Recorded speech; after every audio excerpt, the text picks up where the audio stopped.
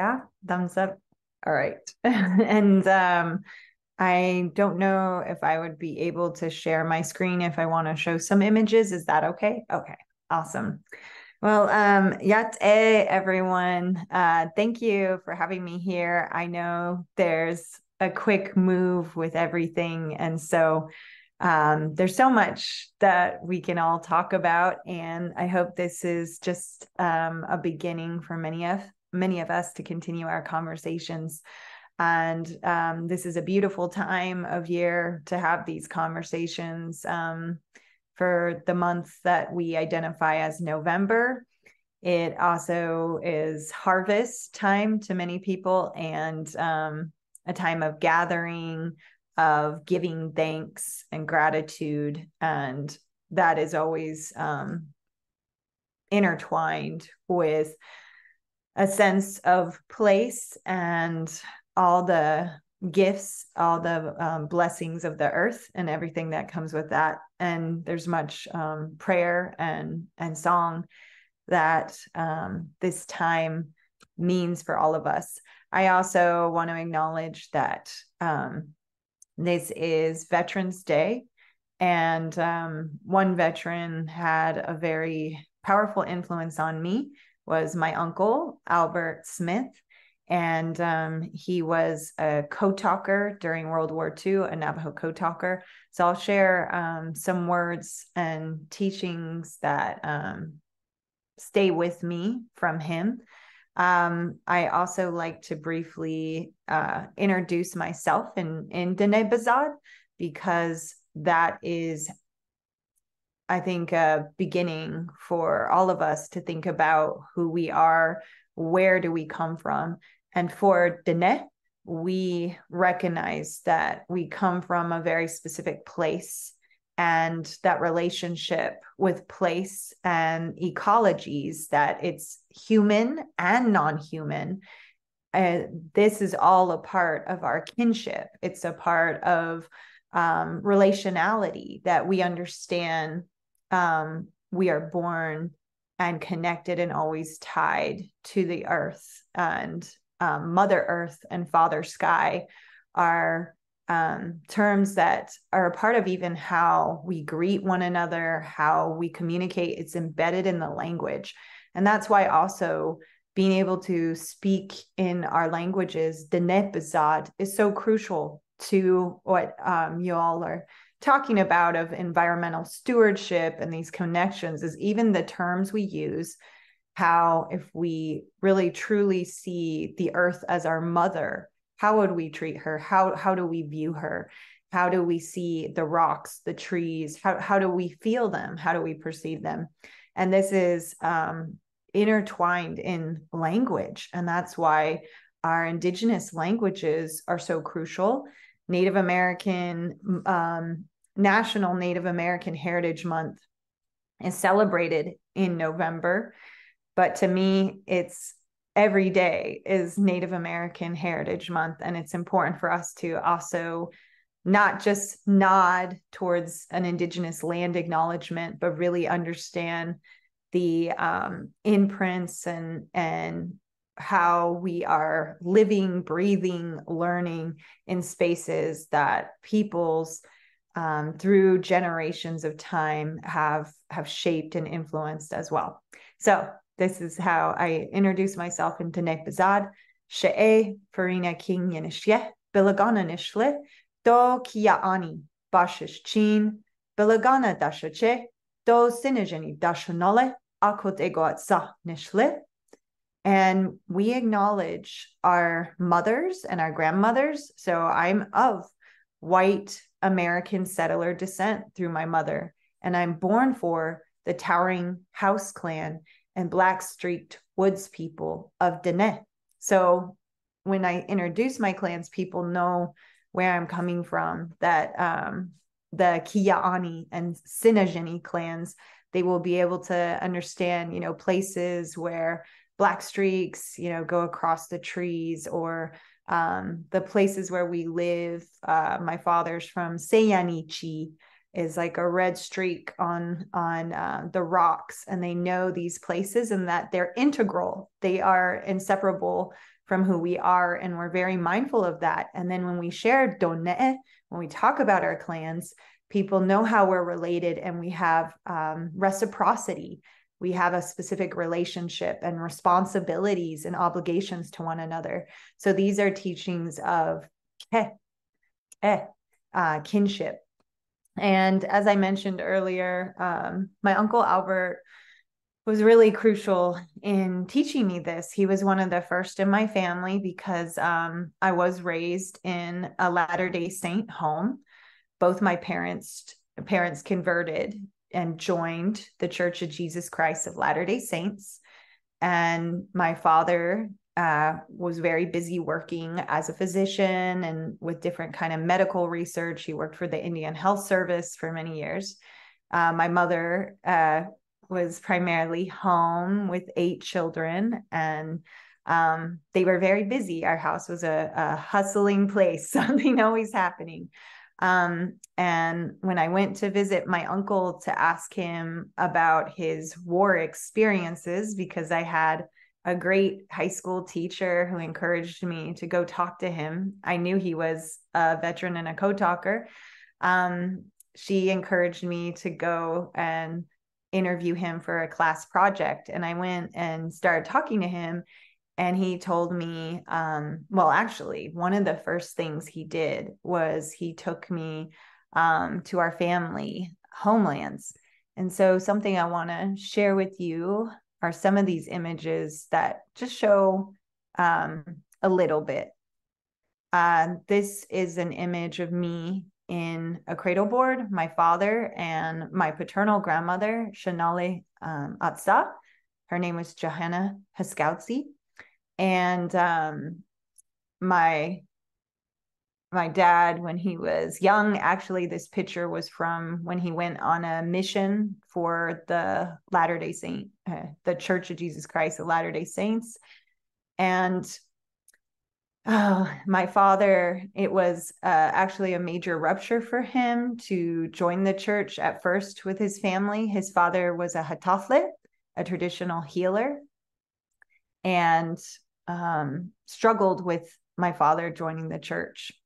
So being Latter-day Saint and Dene has been hard and is hard for individuals because of what is considered cultures, what is considered these identities and relationships. But I wanted to show you that for a class, I showed students a journey that I took and was basically tracing the steps of a journey that I followed. And I apologize if I can't fully project it on the screen for you. But my uncle, Albert, he took me on this road trip when I went to visit him and talk to him about his war stories. But something that he wanted to teach me more than anything else was, where is home and what is homeland and why is it important?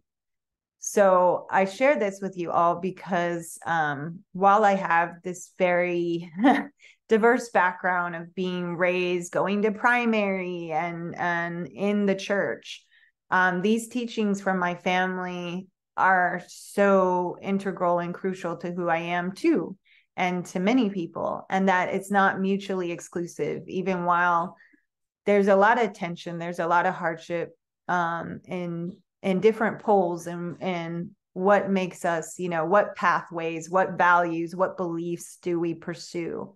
And a core question, I ask people is, how do Indigenous peoples define and understand homelands? But in a way, I think this question can be for anyone. What does homeland mean to you? And one of the first stops my uncle took me to was Laguna Pueblo. That's where his wife, Helen, was from. She was Dene as well. I'm not going to be able to show you the video clips due to time. But why that area was very meaningful to Dene as well. We have very close relationships with Puebloan people. As I said, I'm known as the Kia'ani clan, towering houses, like from what is now known as Chaco Canyon, that area. And this is one of our sacred mountains to Pueblo people, and also Dene is Zodzith, or turquoise mountain, known in English as Mount Taylor. And my uncle pointed that out to me. He was one of the first to teach me the mountain is my church. The mountains are sacred. They are living and breathing. And then he, we'd pass by Church Rock area where my father's maternal family is from.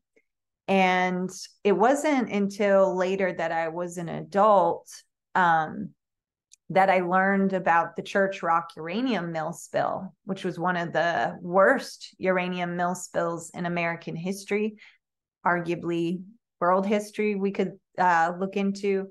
And that happened down the road from where my family lives in 1979. But these were things that the family didn't talk about. We just thought, I did, for example, thought that cancer ran in the family. It was very prevalent and widespread, and other issues such as diabetes and such. So as I went on this journey and reconnecting with my family, is also learning and understanding, we can pass these spaces all the time, but how do we see what's right in front of us? How do we understand what's going on and how it's actually affecting all of us? Because of this uranium spill, a lot of the animals, including livestock, such as Debe, a very sacred animal to Dene, is, as Navajo we call ourselves, but Debe are the sheep, and they were being contaminated by drinking the waters that the uranium seeped into. And then peoples were eating this, right? And they didn't know, and cancer was skyrocketing from that point. And Church Rock, it's interesting, we call it that in English, but all these places have names in the Nepazad, in Navajo language, of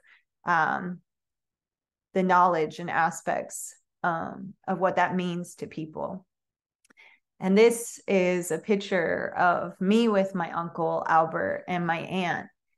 And something my uncle said when we were, and I wrote about it in the Earth Memory Compass, when he actually was giving a talk about being a Navajo code talker, and it was around this time of year in November, around Veterans Day. I actually invited him to speak at Utah Valley University, and it's quoted when he's talking there. I'm probably unable to pull it up right now, but I quote it in my first book called The Earth Memory Compass. Something my uncle said was, the world is changing quickly around us. We hear of earthquakes, we hear of all these drastic changes, and the earth is speaking to us. Something is going on, and we need to listen and be the child again that listens, and look for your child's spirit and listen to that. And to me, as a Latter-day Saint, that reminded me of teachings of Christ, to be like children who have that, as a mother, I know when my children, I see them growing older and they're becoming teenagers who are asking all these critical questions and talking back and things, which is great. They're coming unto themselves. But I do miss those days when they were just little kids and ready to listen and absorb a lot, and also just pure hearts, and I'm reminded of that, of how Christ was drawn to the children and said, bring the children to me, and told us, we need to have that humility of children and that spirit. And that was one of the things as well that my Uncle Albert did is he brought me to visit our family homelands in Bahale, Bread Springs. And that was even before he talked to me about anything else. He walked me out among those juniper trees, the land, and said, "This is where we are from. This is our home." And it was this sense of shik'eh, that our kinship, and the relationality that was really powerful from that experience for me. And because of those teachings, I've talked to this group before, and I'm very appreciative and grateful you invited me to speak again. I think it's wonderful that technology enables us all to connect from wherever we are. Wherever you are, you are on a native land. It's, even if it's not people, right? Who are the trees that were there before people were? What are the names of the rivers? What are the names of the mountains? And not just, naming them after a president or something like that. What are the wisdom that sit within them? As I think of Keith Basso's work, if you haven't read that, his work with Apache of wisdom sits in places, that was very impactful on me and my work. And as I was taught these things, and since I've talked with this group before, I was invited to contribute to this volume called Blossom as the Cliff Rose. Oop, it's blurry. Sorry. Blossom as the Cliff Rose, Mormon Legacies and the Beckoning Wild. And they asked me to contribute something if I was interested. And actually, when I heard the title had wild in it, and I see with a lot of well-meaning initiatives, such as, to protect wilderness, we often talk using that language. I wanted to address that and bring up again this concept of homeland, of kinship, that when you all are talking about frameworks and how we think about things, language, again, indigenous language, is illuminating in this way. If we also change how we talk about the movements and talk about what matters to us. So I wrote this poem in response called Homeland. My home is not wild. My home is warm. My home is clean. My home shelters and cares. My home speaks. I know my home, not the wild. My home is the land. The land is my home. Homeland is my mother. She listens to me. I listen to her. She feeds me. She clothes me. I roll in her embrace. When I thirst, her veins of water sustain me. Her love, the sky, rains tears of kisses on her. From these kisses, life is born and cycles from infancy, adolescence, maturity to old age. We walk together in beauty to old age with family and loved ones, rocks, trees, plants, animals, the people, Dene, with Mother Earth. And in a new book that I've written, I know I'm like up on time here because it's goes by so quickly. And I thank you for listening to me. But a new book, I actually come full circle from the Earth Memory Compass, which was my first book. And this book just came out at the end of October. Dene Do Gamali is Navajo Latter-day Saint experiences in the 20th century. And with this book, I wrote a poem based on a song that I shared in my first book, The Earth Memory Compass, as well. And it comes from a song that my father learned from his father. And as I mentioned earlier, there was some pain, some rupture in their relationship when my father decided to join the church, because I think it gets at, there's this sense with Mormonism that it is a different culture, that there's conflicts, that integral teachings of Dene of indigenous peoples, such as Diné, our people, Navajo Nation, that they can't be in harmony and are mutually exclusive. And I sense my grandfather, who was Hatafle, and Diné, that means a singer. And the power of song is healing and it's connecting. And so I think that's the fears that my grandfather had when my father told him he believed in and had faith in the Church of Jesus Christ of Latter-day Saints and the Book of Mormon. Whereas in my life, my father has always emphasized he is Diné, and he values the teachings of his ancestors, and they're very central to him, and they are for me too. And fortunately, he was able to reconcile with his father before his father passed away and walked on.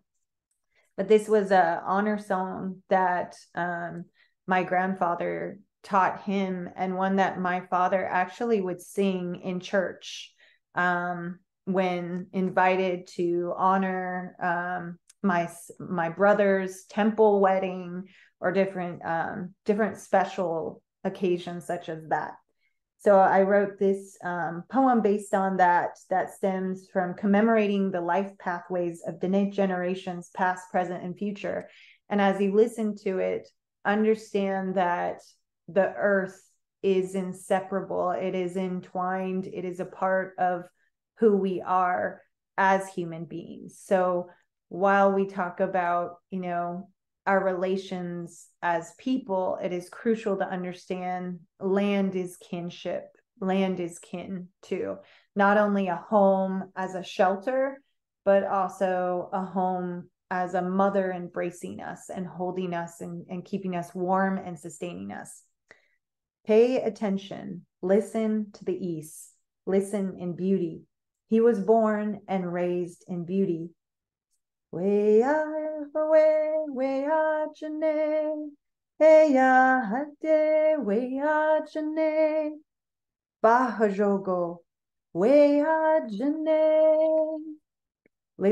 to the South. Hear the voices of the South. In his youth, he grew well. He went to school. Bahajogo bidish shite do biyahoa. He yaho shada ade hwe he yajane. Binitzik yat ego biyahoa.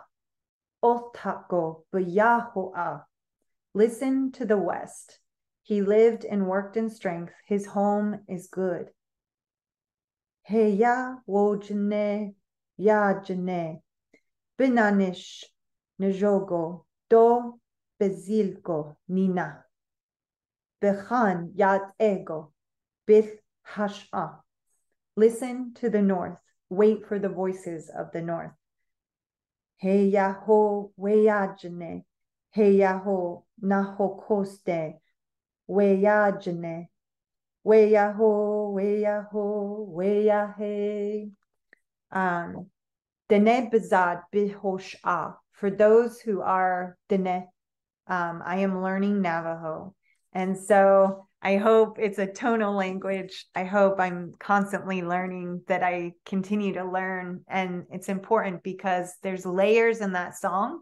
While I'm talking about the directions, those are mountains of the east, like I shared, and the south, such as Zodzith, the turquoise mountain, and mountain of the west, and mountain of the north. And it's tied to place. It has all these layers of significance, and not only with the directions and the earth ecologies and aspects on that physical level, but also very metaphysical as well, and spiritual. And that we know these blessings come from caring for the earth, and as we care for the earth, it cares for us. And it's not something just romanticized, mythologized as, the quote, ecological Indians, these concepts. Of course, Dene and many indigenous peoples have learned to cultivate the earth, develop, change things, and And that is something I want to emphasize too, as well as when we talk about those directions on a metaphysical sense and even intellectual processes, like ways of knowing, epistemologies, there is first thought and planning and reflecting, and it comes full circle to Sihasin, the north. And that Sihasin means hope. And that's what I want to leave you all with today, is whatever chaos and hardship and destruction and all the mistakes we make and our ancestors and generations have, to carry that hope that we can heal, that we can do better, and we can teach our children to do better, even when we make so many mistakes. And I think that's also a strong teaching of the gospel of Christ, is we can change and we can atone for our sins. And that includes when we do any harm, how can we be healers like the great healer, Jesus Christ himself? So I share that with you. Thank you for listening, and wish you all the best in this very special season of continue to learn from the languages and the peoples with respect of many different cultures and places, that we all have, I think, these seeds of hope and beauty, hajo, in our hearts. Thank you.